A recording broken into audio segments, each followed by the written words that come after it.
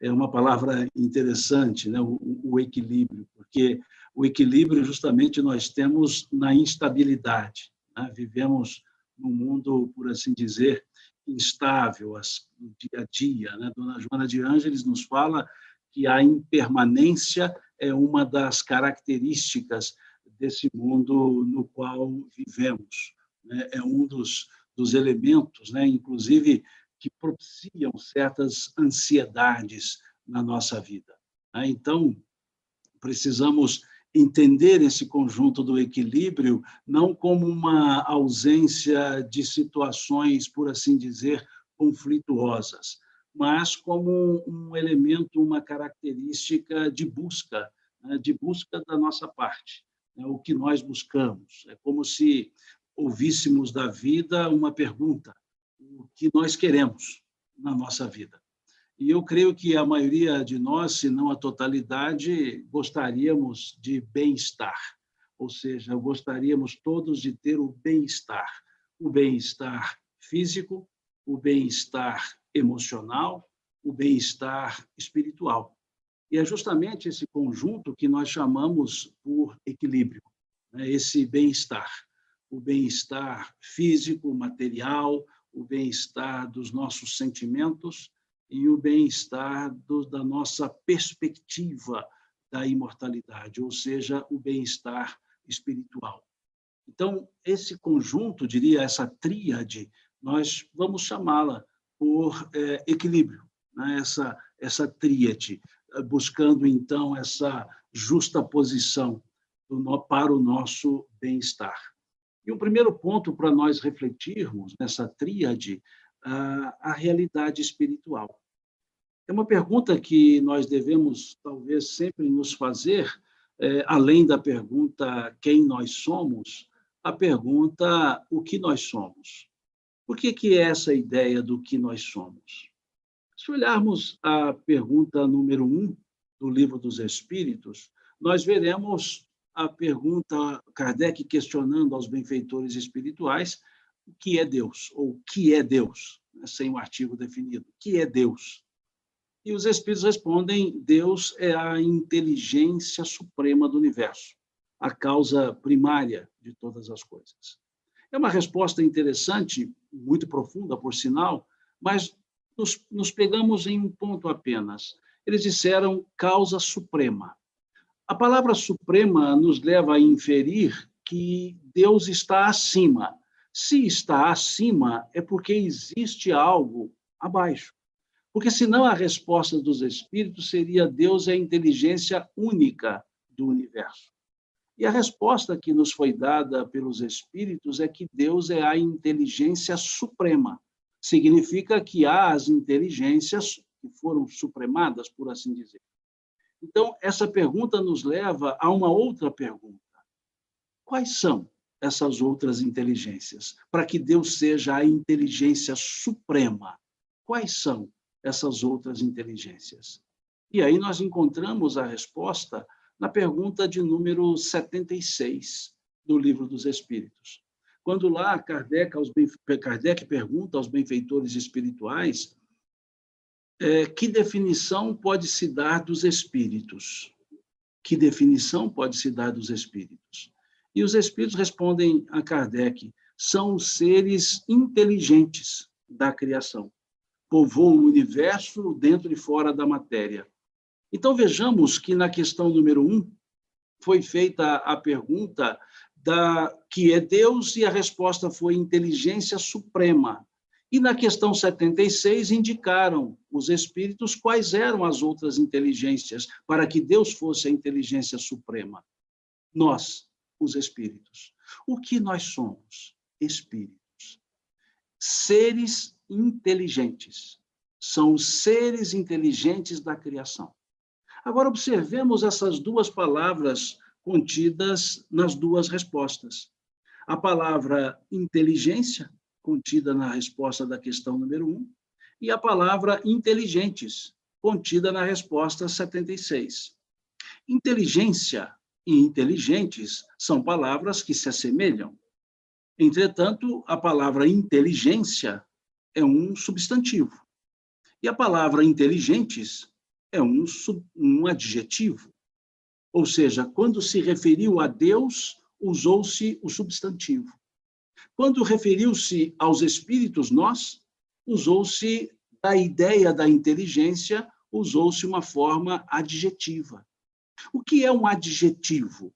É aquilo que qualifica o sujeito, tá? Mas não é nesse sentido. O adjetivo é uma qualidade oriunda de um substantivo. O adjetivo é uma qualidade, é um atributo advindo de um substantivo. Então, o adjetivo inteligente advém do substantivo inteligência. O adjetivo bondade, ou melhor, bom, advém do substantivo bondade. Então, vejamos que um substantivo dá a condição de caracterizar, de qualificar. E o substantivo inteligência, que é Deus, qualifica nós, inteligentes. Inteligência em Deus é a perfeição. A perfeição. E inteligentes em nós, os espíritos, a perfectibilidade. O que é perfectibilidade? Capacidade de se aperfeiçoar. Então, nós somos seres que trazemos em nós, como qualidade, advinda do substantivo que é Deus, inteligência. Então, nós somos seres divinos. Divino, qualidade que advém da divindade. Somos seres que trazemos em nós todo o potencial evolutivo. E por que trazemos o potencial evolutivo? Porque trazemos da perfeição que é Deus a perfectibilidade, a capacidade de aperfeiçoamento. Isso nos leva àquela simbologia ou àquele símbolo contido no versículo 27 do capítulo 1 do Gênesis bíblico. Lá do Gênesis bíblico. Quando lá, nesse versículo 27, diz, e Deus criou o homem. A imagem de Deus o criou. A semelhança de Deus o criou. Homem e mulher os criou. Vejam, imagem e semelhança, óbvio, num aspecto simbólico. Mas os Espíritos nos mostraram que esse simbolismo, ele de fato é uma realidade em que nós, os Espíritos, trazemos a potencialidade evolutiva porque trazemos em nós, como da nossa constituição, um adjetivo que adveio do substantivo que é Deus, ou seja, inteligência. Então, nós trazemos em nós todo o germe da evolução, todo o princípio da evolução. Fomos criados simples, ignorantes, como está lá na questão 115 do Livro dos Espíritos. Fomos criados simples e ignorantes. O que é simples? Aquilo que não é dividido em partes, é uno. Esse é o sentido da palavra simples. Não é no sentido antagônico a complexo. Simples, em termos da física, significa um elemento uno, que não é composto por partes. E o espírito é simples, porque ele é uno, ele não é divisível, ele não é composto por partes. Ou seja, nós somos uma individualidade. Por isso, simples. Ignorantes, ou seja, ignoramos as coisas. Não sabemos das coisas. Ou seja, criados uno e não sabedores das coisas. E por isso é que aprendemos. Por não sabermos das coisas é que nós evoluímos, é que nós crescemos. E isso está muito claro na questão 116 do Livro dos Espíritos, quando os benfeitores espirituais nos dizem que nenhum espírito permanecerá nas camadas inferiores da evolução. Todos evoluirão. Porque a pergunta 116 é justamente essa. Haverá espíritos que permanecerão para sempre nas camadas inferiores da evolução? Eles respondem, não. Todos os espíritos evoluirão. E por que todos nós evoluiremos? Porque todos nós trazemos em nós o potencial evolutivo. Trazemos em nós a perfectibilidade. Essa é a realidade espiritual. Esse é o elemento da tríade espiritual. Somos seres espirituais. Por sermos seres espirituais, nós somos imortais. Nós somos seres criados em uma data que se perde no tempo, mas que não temos fim. Nós temos a imortalidade. Veja que coisa interessante. Deus é eterno, nós somos imortais. A característica da eternidade que trazemos é a imortalidade. Porque eterno não tem começo e não tem fim. Imortal tem começo, mas não tem fim. Então, nós somos seres que, em um dado momento, fomos criados e viveremos ad eterno. Esse conceito é importantíssimo. É importantíssimo que nós tenhamos claro o conceito que somos espíritos e somos imortais. Por que isso é importante? Disse no início, o equilíbrio é esse conjunto do bem-estar espiritual, físico, emocional.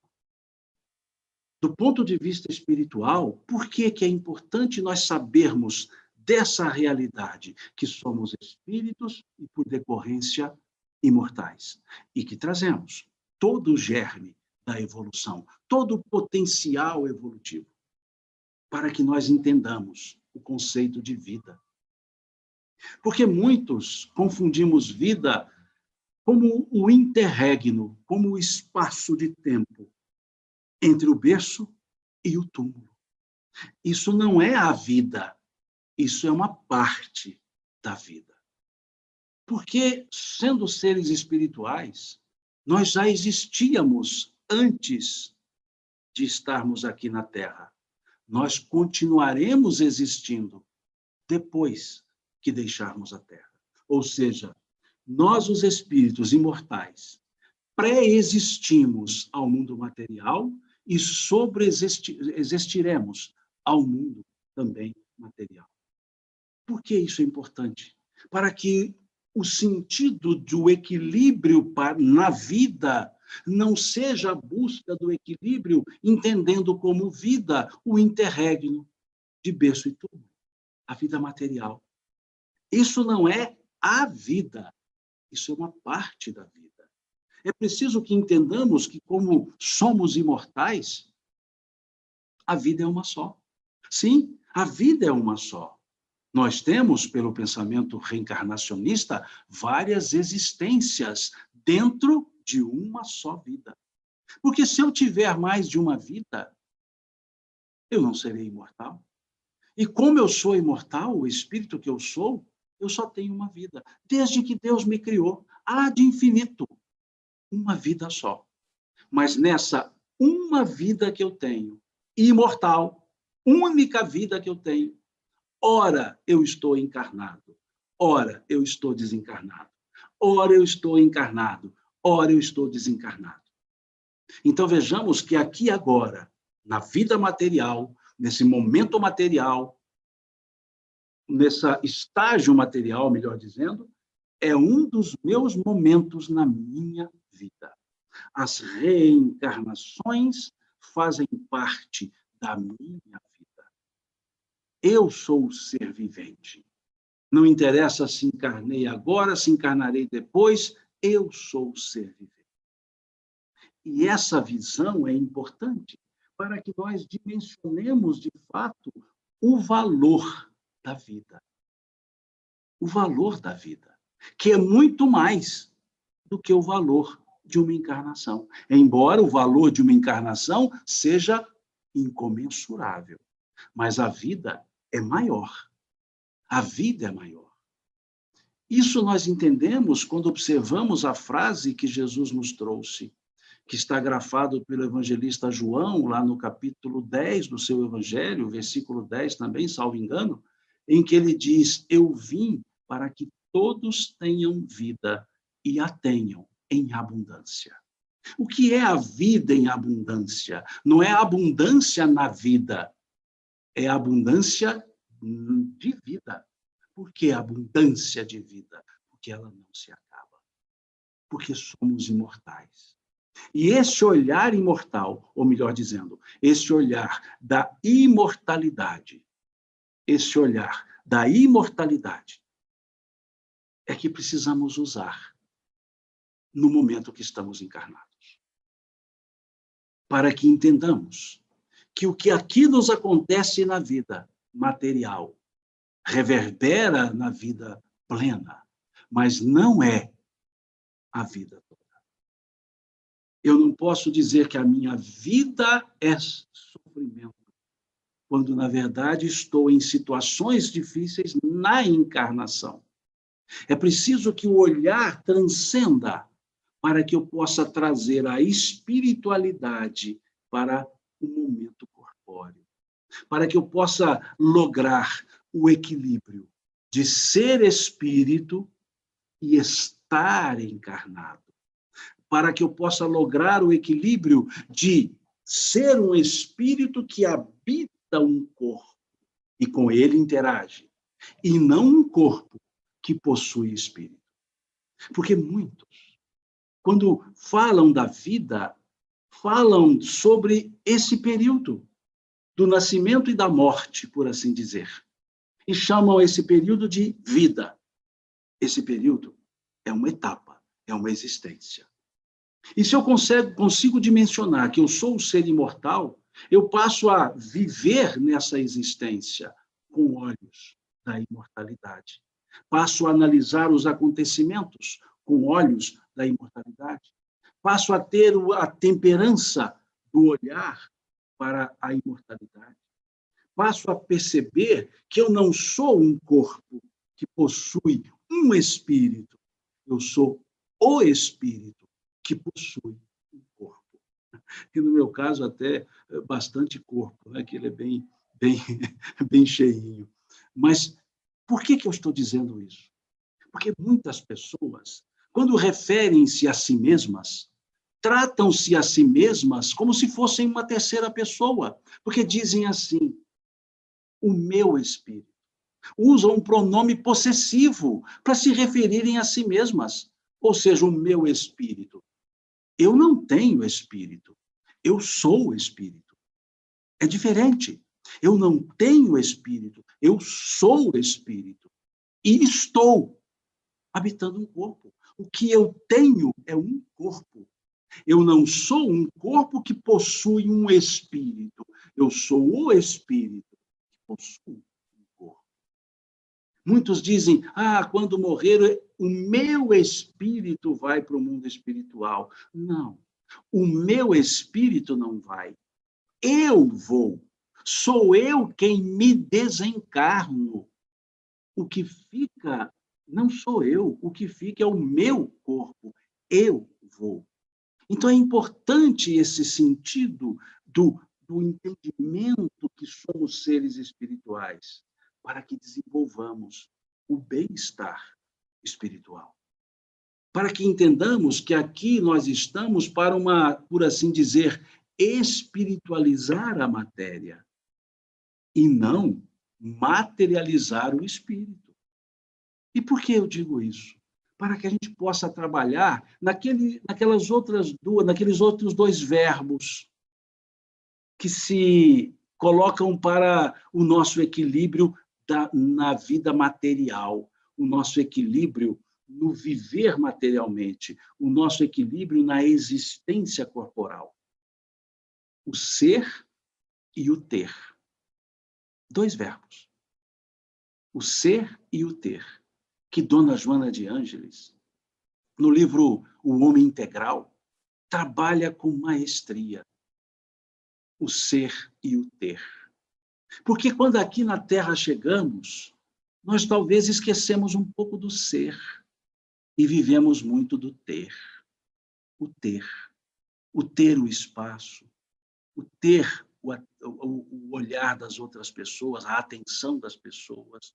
O ter propriedades. O ter bens. O ter status. E tudo que é advindo do ter não faz parte do ser.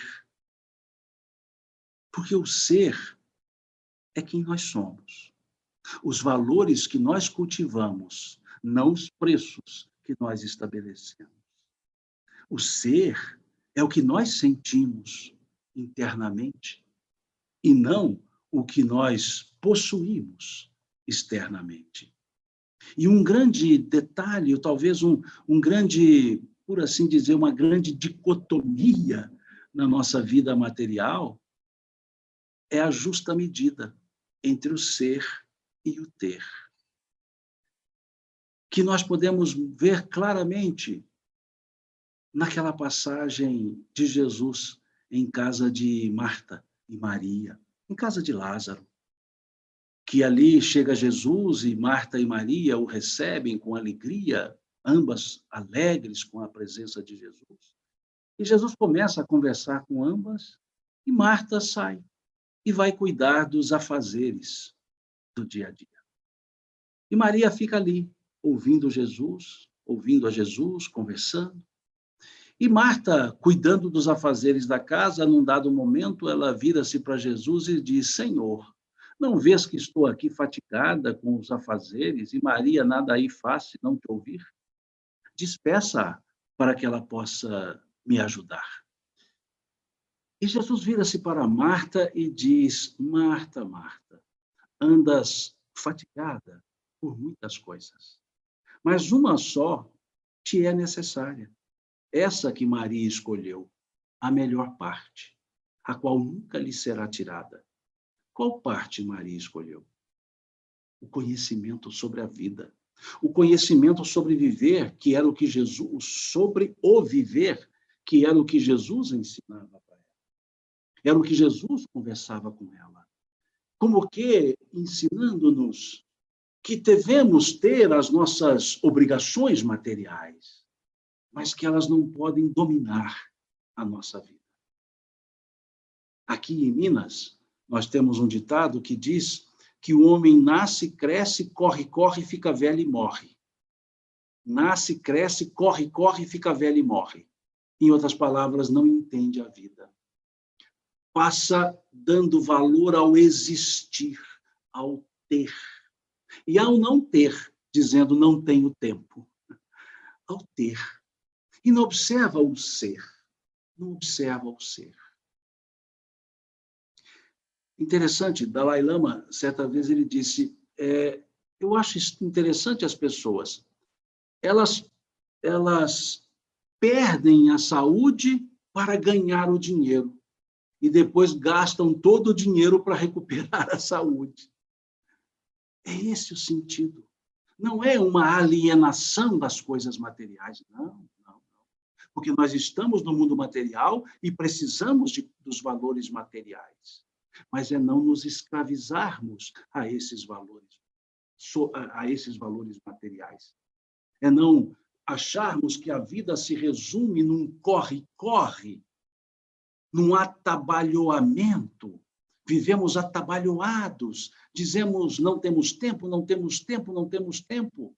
Há quem diga que antigamente levava-se 1 ano para passar um ano. Hoje, com 6 meses, o ano acaba. Dada a correria, o corre-corre. E é esse sentido que Jesus foi trazer para a conversa com Marta, dizendo a Marta, por que tanto atabalhoamento? Por que tanta correria? Por que não reservar os tempos para o aprendizado? As pessoas passam uma vida trabalhando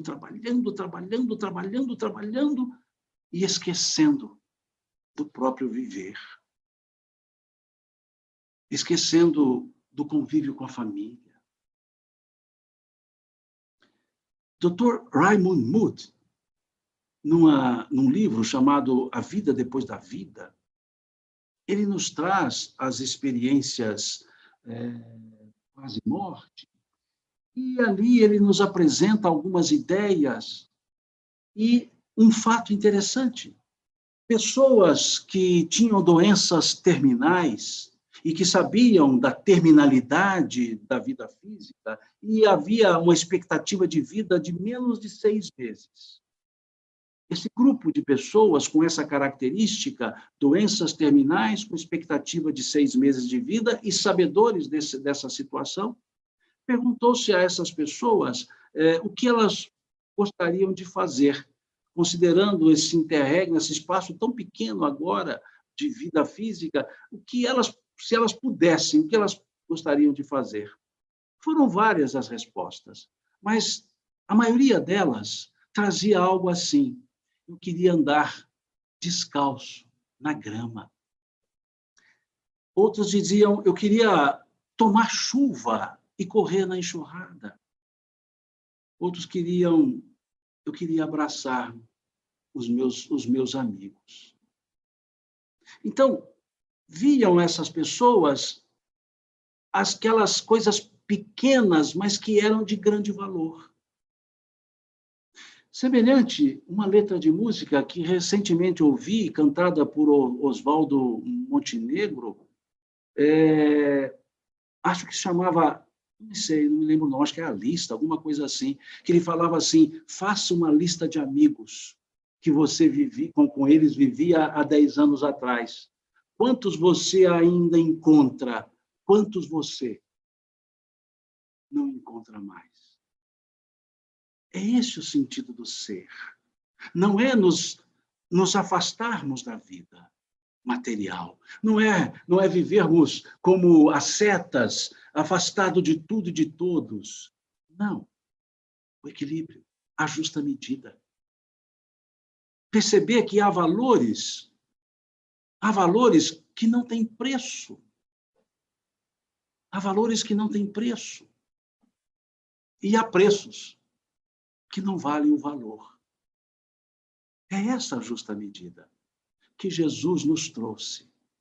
Nos trouxe com uma precisão lá no Sermão do Monte, quando ele foi nos falar da solicitude pela vida. Lá no capítulo 6 do Evangelho de Mateus. Não vos preocupeis, disse ele, com o que haveis de vestir, pelo que haveis de beber, pelo que haveis de comer. Pois meu Pai bem sabe que necessitais dessas coisas.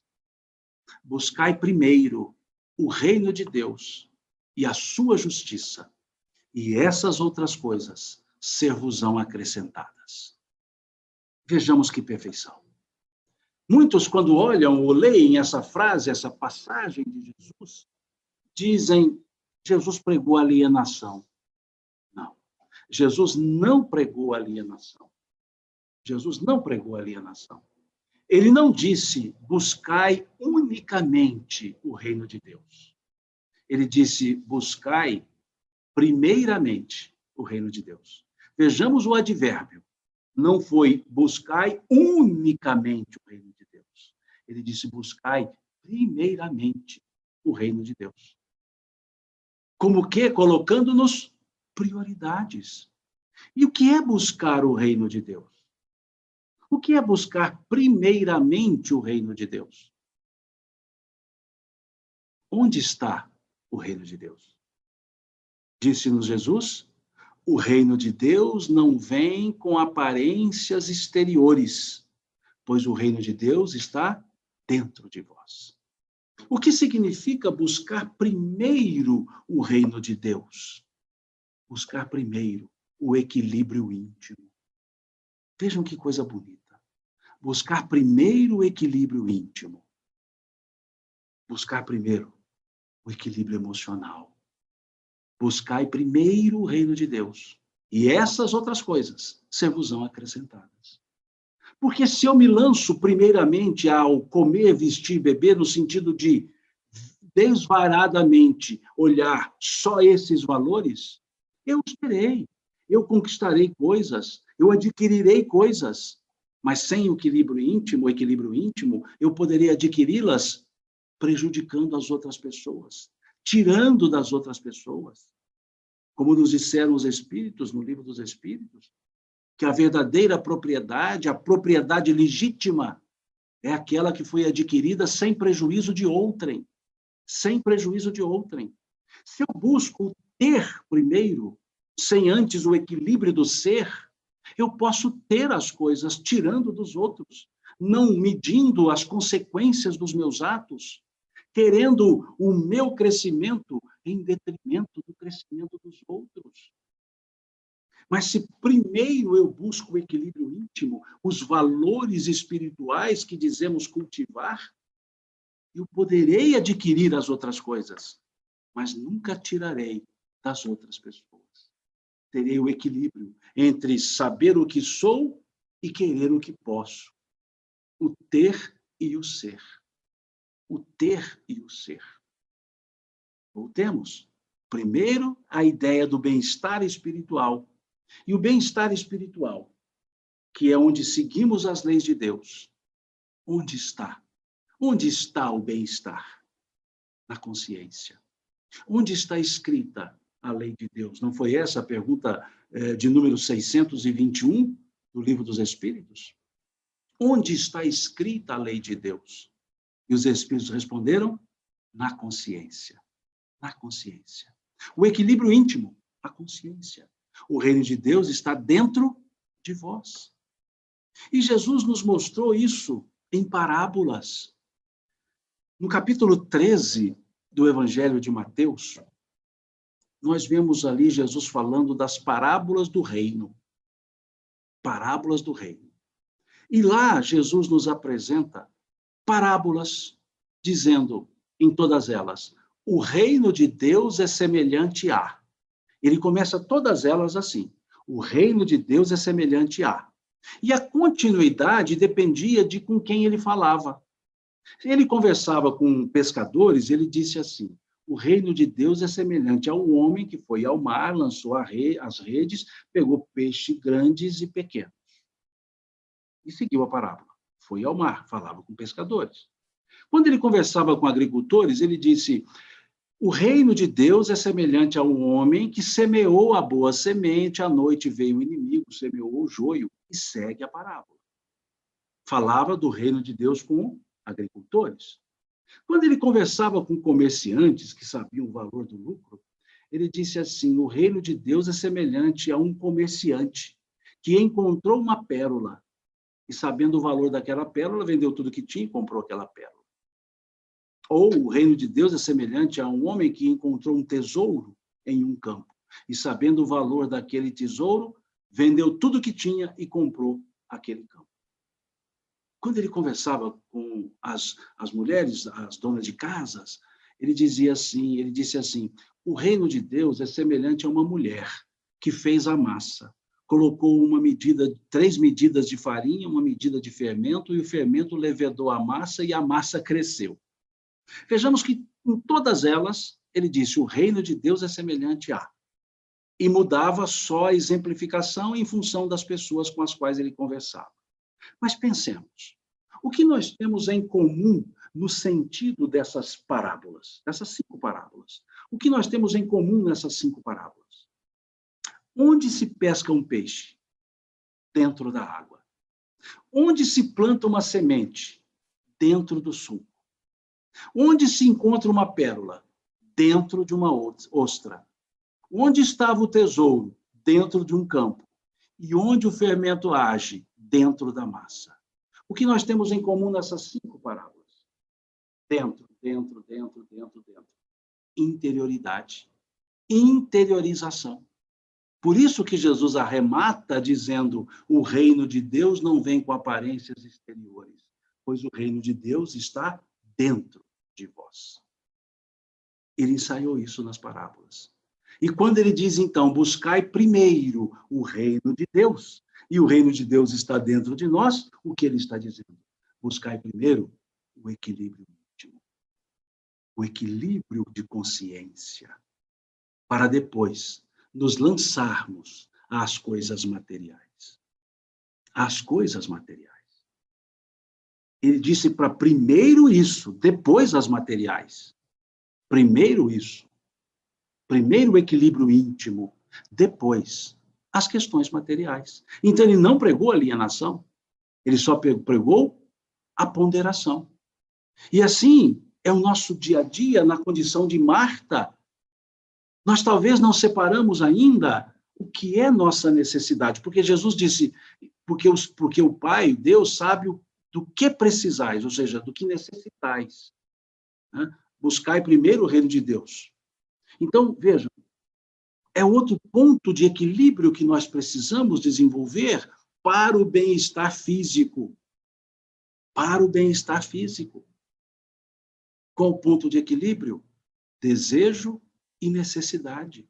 Nós precisamos ponderar e saber bem o que é desejo, o que é necessidade, porque não são as mesmas coisas. Desejo é o que eu quero, necessidade é o que eu preciso. Desejo é o que eu quero, necessidade é o que eu preciso. E nem tudo que eu quero pode ser que eu precise. Ou seja, nem tudo que eu desejo me é necessário.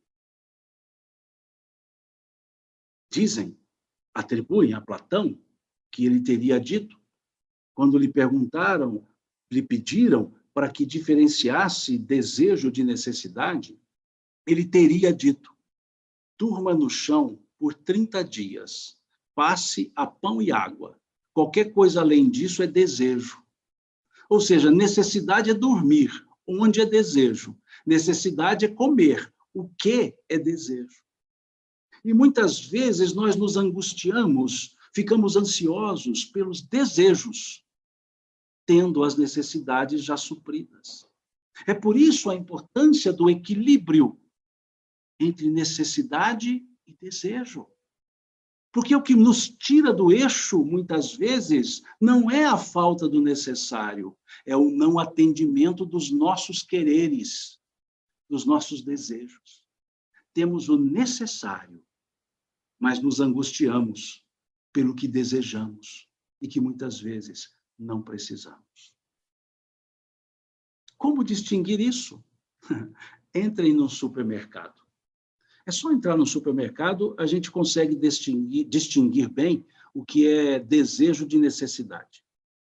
Tudo que for desejo está nas pontas das gôndolas. O que for necessidade está lá no fundo. Nós vamos buscar cereais, proteínas, tudo lá no fundo. Balas, bombons, tudo nas pontas de gôndola. Aí nós entramos no supermercado com o carrinho e começamos das pontas da gôndola para o fundo. Enchemos o carrinho com os desejos. E quando chegamos lá no fundo, não cabem as necessidades. Mas se começarmos do fundo para o início, nós colocaremos primeiro as necessidades e, sobrando espaço, vêm os desejos. A nossa vida, muitas vezes, nós queremos preenchê-la com desejos. Preenchê-la com desejos e não sobra espaço para as necessidades. A necessidade emocional, a necessidade da amizade, a necessidade da convivência. Hoje, que muitos ainda precisaram, durante meses, se isolarem, o que mais as pessoas sentiam falta? Da convivência. Mas quando conviviam, reclamavam das pessoas, dizendo: não aguento essa pessoa. Nossa, que louco para chegar ao fim de semana, porque esse colega de trabalho eu não aguento. E agora, depois de meses longe, o que mais quer? Dividir o espaço com o colega de trabalho. Porque nós não percebemos que temos uma necessidade emocional, o bem-estar emocional, a amizade, a convivência, o dividir espaços, o conversar com alguém, o aprender, o ensinar. Por isso, a convivência é uma escola bendita. Por isso, temos a lei de sociedade que os Espíritos nos trazem. Por isso, nós temos a família.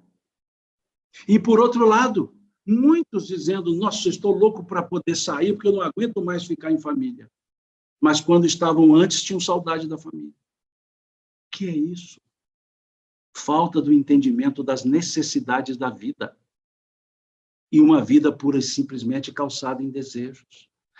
Devemos ter desejos? Lógico que sim, lógico. Devemos ter desejos de melhorias constantes? Sim. Desejo de algo que não nos é necessário, mas se nós pudermos, ótimo. Mas o que nós não deveríamos é construir a nossa vida nas estruturas de desejos, sem entender o que realmente nos é necessário. Balu, um filósofo, um urso, lá do filme Mowgli, do desenho animado Mowgli, ele ensinou a Mowgli justamente isso, cantando uma música que obviamente eu não vou cantar aqui, em respeito aos ouvidos de vocês, mas ele cantava uma música para Mowgli dizendo: necessário, somente o necessário. O extraordinário é demais, por isso eu uso e vivo o necessário. Olha que coisa bonita. Necessário, somente o necessário. O extraordinário é demais, por isso eu uso e vivo o necessário. Como dois outros filósofos também, chamados Pumba e Timão, lá do desenho animado O Rei Leão, também foram ensinar ao Simba, usando uma palavra, Hakuna Matata.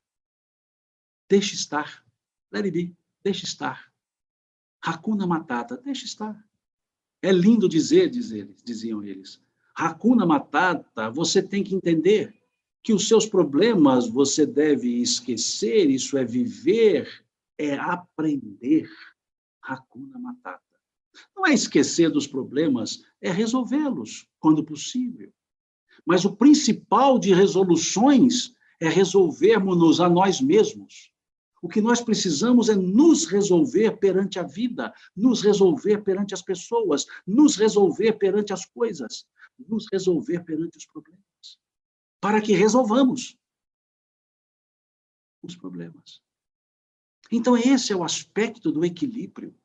Não é um abandonar, não é a vida do asceta que se distancia da sociedade e vai viver isolado, longe de tudo e de tudo e de todos. Não, porque assim não supriremos uma das nossas necessidades, a convivência. Mas é preciso dar valor à convivência. É preciso dar valor ao ser humano. É preciso dar valor a essa encarnação. Porque voltemos à ideia do equilíbrio. Bem-estar físico, espiritual, emocional, entendendo por emocional, psicológico, sociológico, tá. Didaticamente eu coloquei numa palavra só. Mas perceber que precisamos sim dar valor à vida material, porque estamos na Terra, segundo os Espíritos, questão 132 do Livro dos Espíritos, a finalidade da encarnação é o progresso. Estamos aqui na Terra para progredir, para crescer. Ninguém está aqui para sofrer. Reencarnação é progresso. É para progresso. Estamos na Terra para progredir. Por isso, precisamos valorizar esses momentos materiais. Valorizar as posses que temos, sim. Valorizar as conquistas, valorizar o aprendizado, valorizar, sim. Mas não nos escravizar. A justa medida. Como nos falam os Espíritos, com relação à riqueza, que é algo da matéria, a riqueza material, que, quando licitamente adquirida, é válida, por que não?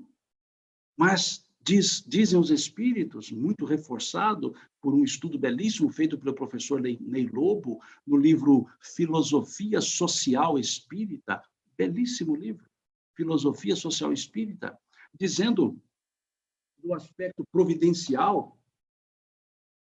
da própria riqueza, que está no capítulo 16 do Evangelho segundo o Espiritismo, que é saber dar valor quando tem, saber empregar quando tem, saber abrir mão quando for necessário e saber prescindir quando não tem.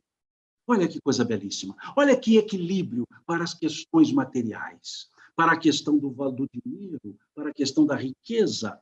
Vejamos o que seria o equilíbrio bem demonstrado, explicado pelo professor Ney Lobo, nesse livro Filosofia Social Espírita. Saber dar bom uso quando tem, saber abrir mão quando necessário, saber prescindir quando não tem. Isso é equilíbrio material.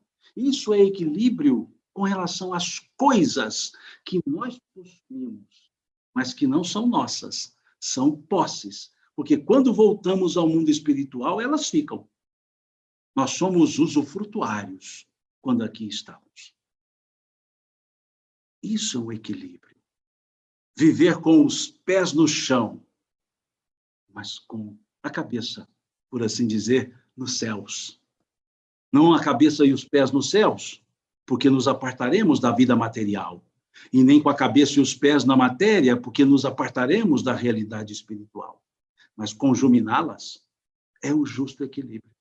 Conjuminá-las, essa ideia da imortalidade revestida de mortalidade, ou seja, o corpo físico, o conceito de vida muda, o conceito de morte muda.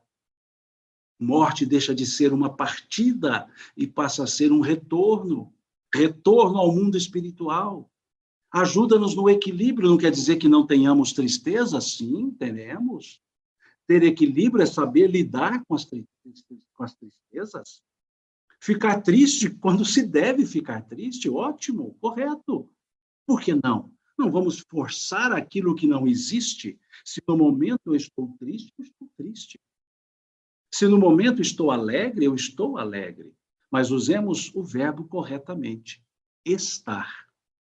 E não sou. Porque não somos tristes, não somos alegres. Estamos tristes e estamos alegres porque há alternância.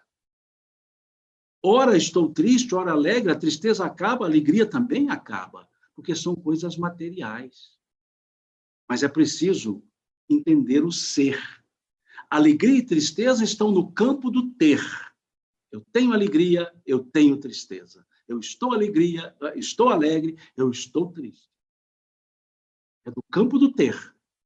E o que é do campo do ser? A felicidade. Felicidade é do campo do ser. Porque a felicidade não depende de questões externas. A felicidade depende unicamente das questões internas. Unicamente das questões internas. Conforme vemos na questão 614 do Livro dos Espíritos. 614. Quando ali se pergunta o que se entende por lei natural. O que se entende por lei natural. E os Espíritos respondem, é a lei de Deus. É a lei de Deus. Única e verdadeira para a felicidade do ser humano. Vejam, única e verdadeira para a felicidade do ser humano. Ela lhe indica o que deve ou não deve fazer. E o homem só é infeliz porque dessa lei se afasta. Só é infeliz. O que é o prefixo in? Negação. O homem nega a felicidade. Infeliz, nega a felicidade, porque se afasta da lei de Deus. E a lei de Deus tem um propósito só, a nossa felicidade.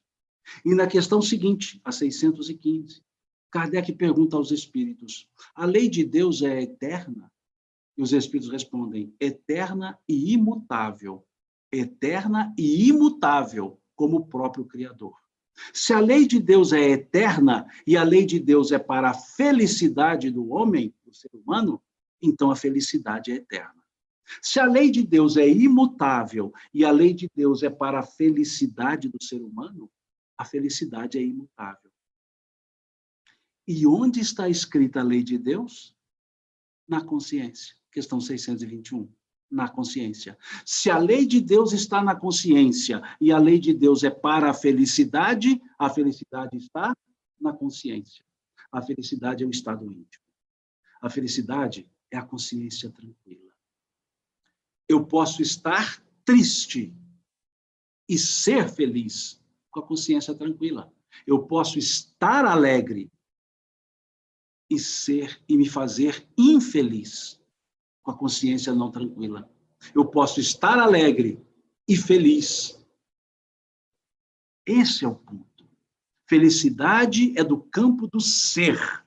Sou feliz e estou triste. Sou feliz e estou alegre. Porque alegria e tristeza se antagonizam. Elas são mutuamente excludentes. Ninguém fica alegremente triste, tristemente alegre. Mas todos, quando desenvolvemos o entendimento da consciência, somos felizes e estamos tristes. Somos felizes e estamos alegres. Quando utiliza-se da ideia tudo passa, alegria e tristeza. Mas felicidade não. Felicidade é da lei de Deus. E a lei de Deus é eterna e imutável. somos felizes. Quando estamos alegres, somos felizes. Quando estamos tristes. E nos fazemos infelizes quando negamos a lei de Deus, quando nos afastamos da nossa consciência. Esse é o sentido do equilíbrio físico, emocional, espiritual. Ser quem somos, espíritos. Estar onde estamos, na Terra. Para fazer as duas realidades se justaporem na nossa conduta, no nosso sentimento. O equilíbrio emocional. Então, pensemos nisso. Não queiramos construir nossa vida em questões externas. Construamos-la em questões da interioridade. Mesmo que usemos as questões materiais. Não busquemos alegria dentro de nós, busquemos a felicidade. E não busquemos felicidade fora de nós. Porque fora de nós não a encontraremos. Encontraremos alegrias e tristezas fora de nós. Dentro de nós, felicidade ou a negação dela, a infelicidade, que é somente a negação. Como bem cantaram dois filósofos contemporâneos, quando construíram um tratado existencial chamado Tocando em Frente. Os filósofos Almir Sater e Renato Teixeira. Quando escreveram nesse tratado existencial chamado Tocando em Frente, cada ser em si carrega o dom de ser capaz, o dom de ser feliz. Cada ser em si. Felicidade, como diz uma letra de uma música cantada por um coral aqui da cidade vizinha de Araxá, o coral Terezinha Flores, lá da Casa do Caminho. Diz lá a letra de uma das músicas desse coral. Felicidade é mudança interior, consciência tranquila, amor. É esse o sentido. Busquemos o equilíbrio. Vivamos o equilíbrio. Sentindo o que realmente somos, seres espirituais, em experiências materiais, e não seres materiais em experiências espirituais. Vivamos o espírito na matéria, valorizando os momentos materiais, valorizando as coisas materiais, mas nunca em detrimento dos valores espirituais, que são eternos e constantes. Esse é o senso de equilíbrio. Busquemos o equilíbrio. E encerrando, uma rápida leitura do capítulo 134 do livro Fonte Viva, de Emmanuel, que ele baseia-se no versículo 2 do capítulo, no versículo 6 do capítulo 2 do Evangelho de João, quando lá no versículo está escrito: aquele que diz permanecer nele, em Jesus, deve também andar como ele andou. Desculpe, primeira epístola de João, no Evangelho. Primeira epístola de João, capítulo 2, versículo 6. Aquele que diz permanecer nele, no Cristo, deve também andar como ele andou. E aí diz aqui: embora devas caminhar sem medo, não te canses a imprudência, a pretexto de cultivar o desassossego. Se nos devotamos ao Evangelho, procuremos agir segundo os padrões do Divino Mestre, que nunca apresentam lugar à temeridade. Jesus salienta o imperativo da edificação do reino de Deus, mas não sacrifica os interesses dos outros em obras precipitadas. Aconselha a sinceridade do sim, sim, não, não. Entretanto, não se confia à rudeza contundente. Porque há pessoas que dizem: eu sou verdadeiro, falo o que tem que falar. Sim, seja verdadeiro, mas não seja ofensivo com a sua verdade.